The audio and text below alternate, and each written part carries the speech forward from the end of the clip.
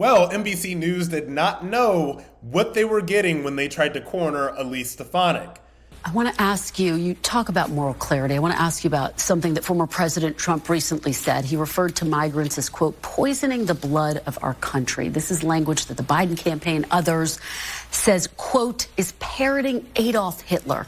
Are you comfortable with former President Trump's comments? Well, yet again, we have the media, which is so biased, which is reiterating whatever the talking points the Biden campaign is giving.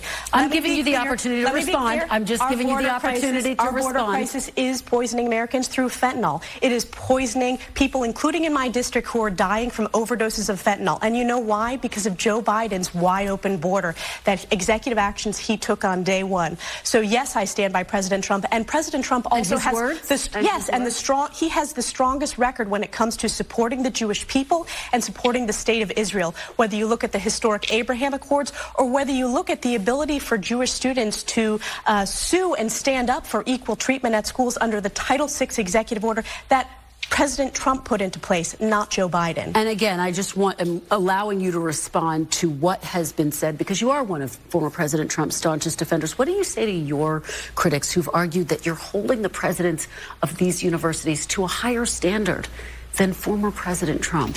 These university presidents answered the question, does calling for the genocide of Jews violate your university's code of conduct? They said it depends on the context, and even in the case of the Penn president, they said it would have to take a step towards conduct. Though that testimony speaks for itself, it was morally bankrupt. It was viewed by over 1 billion people in less than a week. And when you are the president of these universities, you need to show moral leadership as well as academic leadership, and they have absolutely failed. And what was interesting, Kristen, is they did not even realize in the moment. What you can't see in that hearing in the video is there were Jewish students from each of those schools. And from our vantage point where I was seated, they were physically shaken by those answers. So they're unfit to be those presidents. And these schools need to do a lot of soul searching to make sure that they have morally fit leaders as university presidents, which is why our investigation is important. Now, when you look at this segment, you look at the conversation that they're having, number one, this NBC News reporter, it's just, when you watch the mainstream media and you see how aggressive these people are when they interview people from the right as opposed when they interview people from the left, this is what literally makes it so obvious how biased the mainstream media is.